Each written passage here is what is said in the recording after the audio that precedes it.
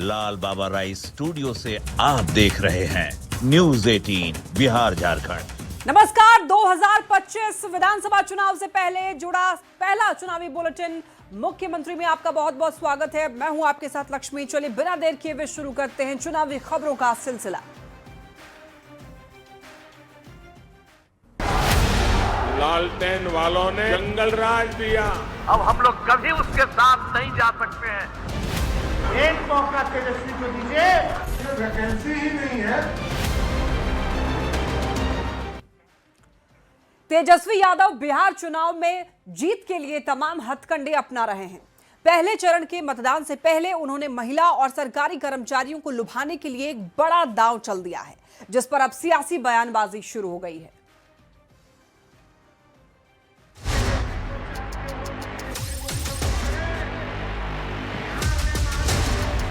बिहार में पहले चरण के मतदान का चुनाव प्रचार आज पूरी तरह से थम जाएगा, लेकिन उससे पहले तेजस्वी यादव ने एक बड़ा दांव चल दिया है।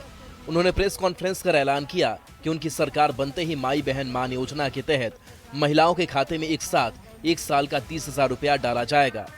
साथ ही सरकारी कर्मचारियों को होम कैडर के 70 किलोमीटर के दायरे में ही ट्रांसफर या पोस्टिंग की जाएगी। बहन मान योजना के तहत मकर संक्रांति को हमारी सरकार बनते ही 14 जनवरी को 1 साल का यानी 30,000 रुपया डायरेक्ट उनके खाते में हम लोग डालेंगे। चाहे पुलिस के हो या स्वास्थ्यकर्मी हो या शिक्षकों हो, उन सब का जो है होम कैडर से 70 किलोमीटर के रेडियस में ही ट्रांसफर पोस्टिंग हम लोग कराएंगे। मतदान से ठीक पहले तेजस्वी के ऐलान को बीजेपी ने हार से हताशा बताया है। शाहनवाज हुसैन ने कहा कि तेजस्वी के सपने पूरे नहीं होंगे। तेजस्वी यादव ने तो ऐसा वादा किया है जिसमें बिहार की 1-1 इंच जमीन बिक जाए तब भी वो वादा पूरा नहीं हो सकता। बीजेपी प्रदेश अध्यक्ष दिलीप जायसवाल ने कहा कि महागठबंधन को हारता हुआ देख तेजस्वी यादव ने जुमलेबाजी शुरू कर दी है। तेजस्वी यादव और राहुल गांधी को पता चल चुका है कि उनका हवा निकल गया है, टायर पंचर हो गया। तो तेजस्वी यादव जी का वही हाल है, मरता क्या नहीं करता। स्मृति ईरानी ने आरजेडी को महिला विरोधी बताते हुए कहा कि महिलाएं आरजेडी का झुंझुना स्वीकार नहीं करेंगी।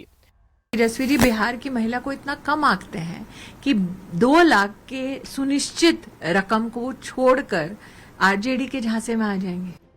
वहीं रवि किशन ने कहा कि महागठबंधन पूरी तरह से हार रहा है, इसलिए इस तरह की घोषणाएं कर रहे हैं। महागठबंधन को कि बहुत बुरी हार होने जा रही है। बहुत सारी आरजेडी की भी सीट इस वक्त एनडीए सरकार जीतने जा रही है। पहले चरण के चुनाव प्रचार का आज अंतिम दिन है। ऐसे में तेजस्वी यादव ने आखिरी वक्त में महिला वोटरों और सरकारी कर्मचारियों को साधने के लिए बड़ा दांव चला है। उनका ये दांव कितना सफल होता है, ये तो चुनावी नतीजे ही बता पाएंगे। पटना से न्यूज 18 के लिए शैलेंद्र के साथ अमित कुमार की रिपोर्ट। बिहार में चुनावी शोर के बीच केंद्रीय मंत्री ललन सिंह की मुश्किलें अब बढ़ गई है। जहां केंद्रीय मंत्री ललन सिंह पर निर्वाचन आयोग ने मामला दर्ज किया है, पटना निर्वाचन अधिकारी ने ललन सिंह पर केस दर्ज कराया है और ये मामला ललन सिंह के एक वीडियो से जुड़ा हुआ है, जिसमें कथित तौर पर उन पर वोटरों पर विवादित बयान देने के आरोप लग रहे हैं। ललन सिंह का ये वीडियो आरजेडी ने पोस्ट किया था, जिस पर अब केस दर्ज किया गया है। तो ऐसे में सवाल यह है कि आखिर इस वीडियो में ऐसा क्या है। तो आप देखिए ये रिपोर्ट।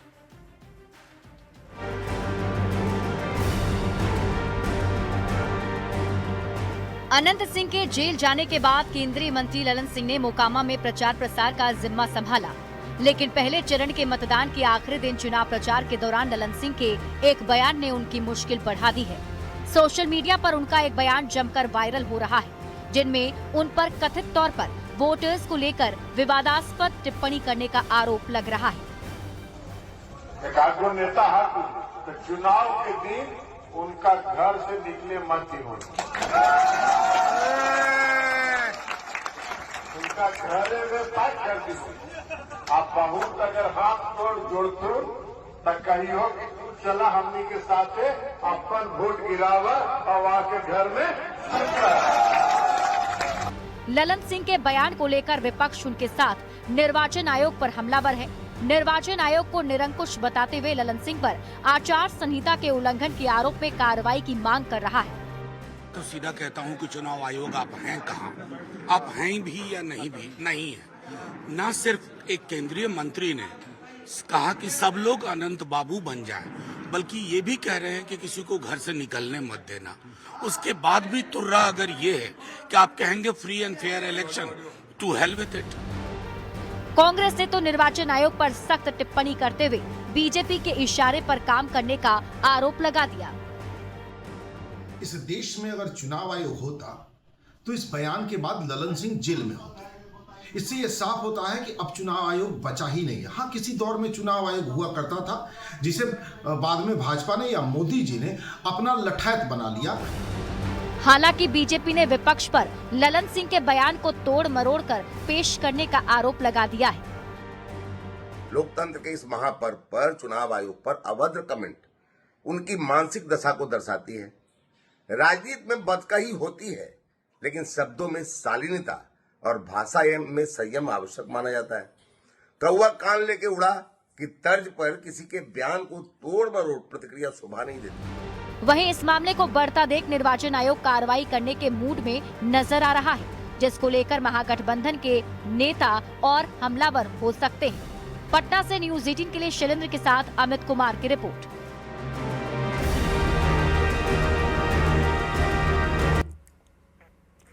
ललन सिंह का वीडियो वायरल होने के बाद सियासी गलियारे में संग्राम छिड़ा हुआ है। दोनों ओर से वार पलटवार हो रहा है।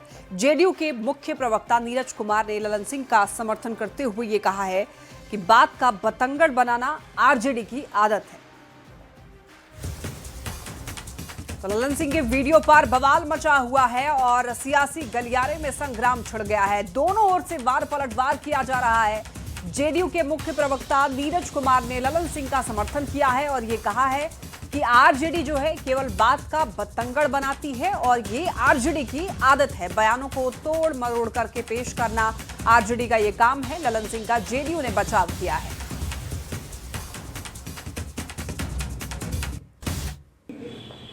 पर कानून के तहत कार्रवाई हुई, कोई बचाव नहीं हुआ। तो उन्होंने जो मंतव्य दिया है उसको तोड़ मरोड़ करके यह कहा है उन्होंने कि एक नेता, नाम नहीं लिया कौन वो नेता है, अगर वोट देने जाए तो उनके साथ आप उनको वोट दिलवा करके नजरबंद कर दीजिएगा। तो लोकतंत्र के अधिकार का हनन भी नहीं किया। चुनाव आयोग का सीधा निर्देश है कि कोई शारीरिक रूप से अस्वस्थ हो, मानसिक रूप से अस्वस्थ व्यक्ति हो, वह चुनाव में वोट डालने जाएगा तो प्रिजाइडिंग पार्टी उसको अनुमति देगा। तो अब राष्ट्रीय जनता दल ऐसे सवाल पर बात का बतंगड़ बना रहा है। तो हम राष्ट्रीय जनता दल से जानना चाहते हैं कि सामाजिक परिवर्तन की किस लड़ाई में रामकृपाल यादव जी कमजोर राजनीतिक कार्यकर्ता हैं और जेल में बैठा हुआ भागलपुर में दुर्दांत अपराधी रितलाल यादव क्या लालूवाद विचारधारा का अनुयायी है या डॉक्टर राम मनोहर लोहिया के विचारधारा का? ललन सिंह जी पार्टी के वरिष्ठतम नेताओं में से एक हैं, केंद्र सरकार में मंत्री हैं। उनके वक्तव्य के अर्थ के अनर्थ निकाले जा रहे हैं। यद्यपि कानून सम्मत जो भी प्रश्न उनके सामने आएंगे वो उसका उत्तरदायित्व के साथ जवाब देंगे। बेतिया में केंद्रीय गृह मंत्री अमित शाह ने विपक्ष पर एक बार फिर बड़ा हमला बोला।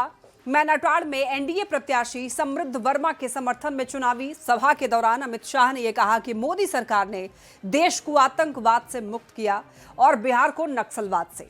साथ ही ये भी कहा कि मोदी और नीतीश सरकार में एक चवन्नी का भी घोटाला नहीं हुआ है।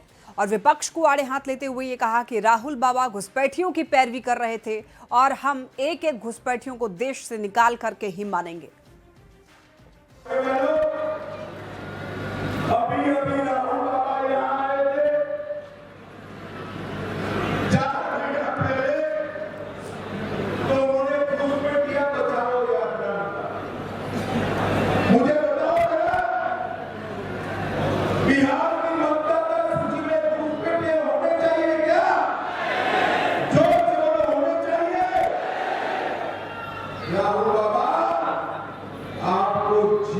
यात्रा निकालनी है निकालो, हम एनडीए वाले भाजपा वाले घुसपैठिए को चुन चुन कर देश के बाहर निकाल देता है।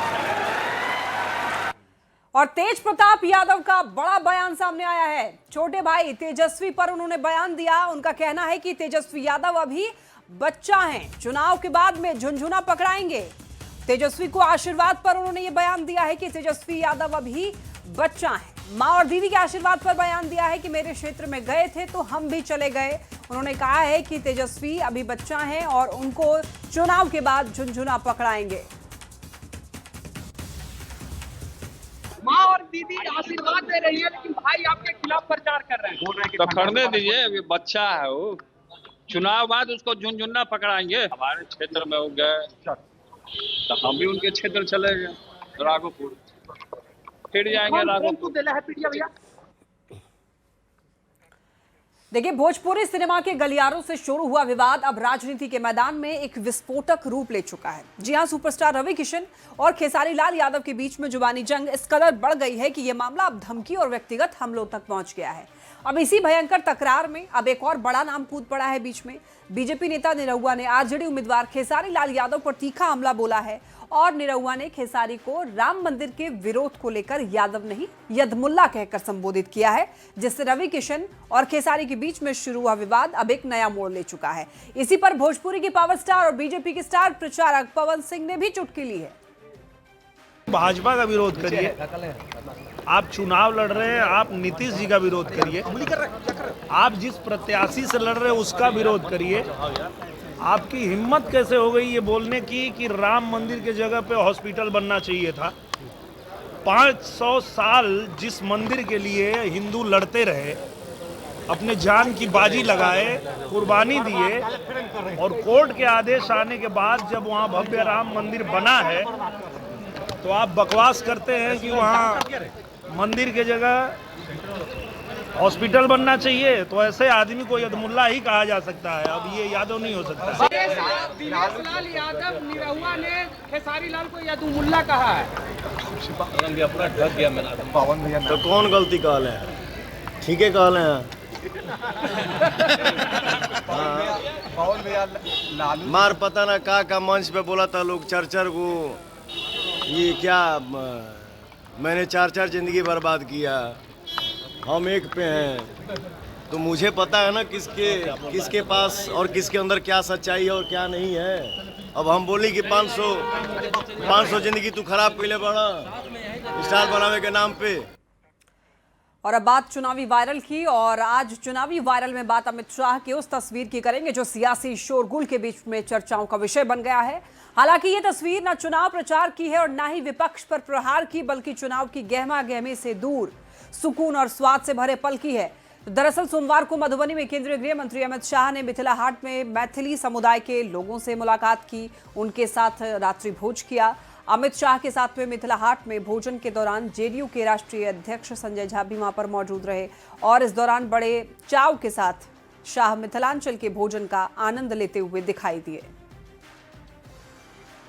तस्वीरें आप ये देख रहे हैं, यहाँ पर सभी लोग एकत्रित हुए हैं और ये मिथिला हाट में दरअसल अमित शाह ने रात्रि भोज किया है। भोजन करते हुए की तस्वीर, मैथिली समुदाय के लोगों से इन्होंने मुलाकात की है। शाह के साथ में संजय झा भी इस दौरान मौजूद रहे हैं और सभी लोग यहाँ पर बड़े चाव के साथ में रात्रि भोज का आनंद लेते हुए दिखाई दिए हैं और ये वीडियो काफी ज्यादा वायरल हुआ है।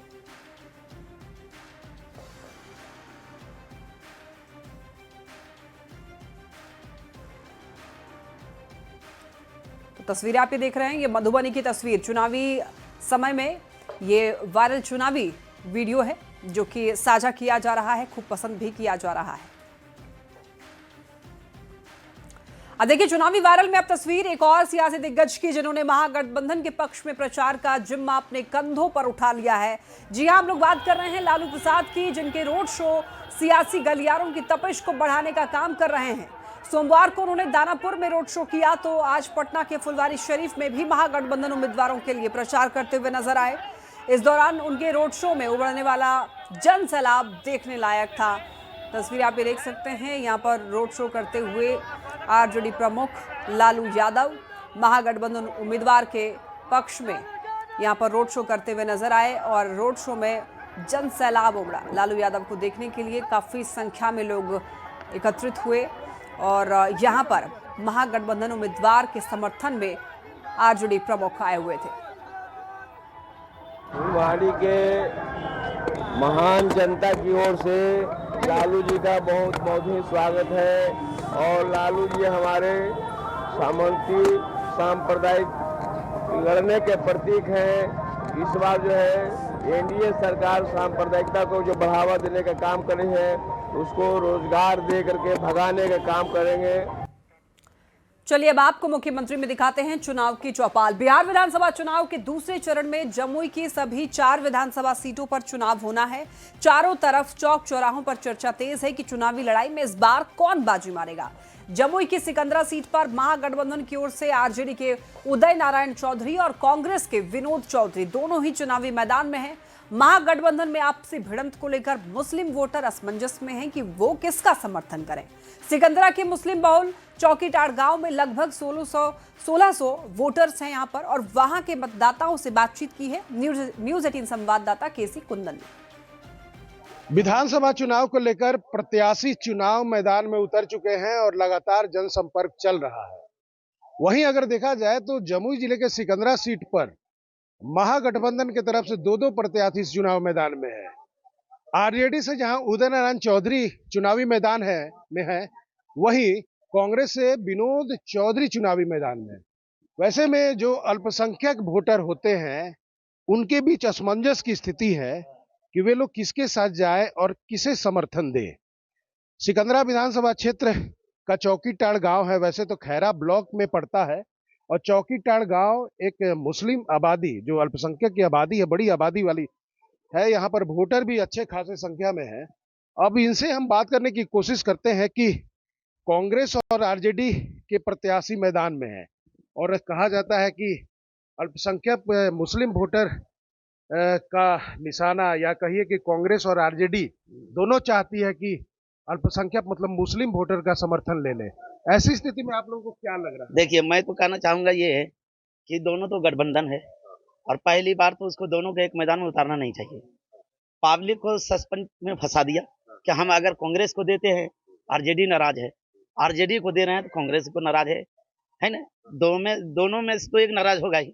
अगर खुल के हम बोल दे कि हम आरजेडी का समर्थन है तो कांग्रेस के दिल में तकलीफ होगा, और अगर खुल के हम बोल दे कांग्रेस का सपोर्टर हैं तो आरजेडी को तकलीफ होगा। तो ये तो पहले गड़बड़ किए वो।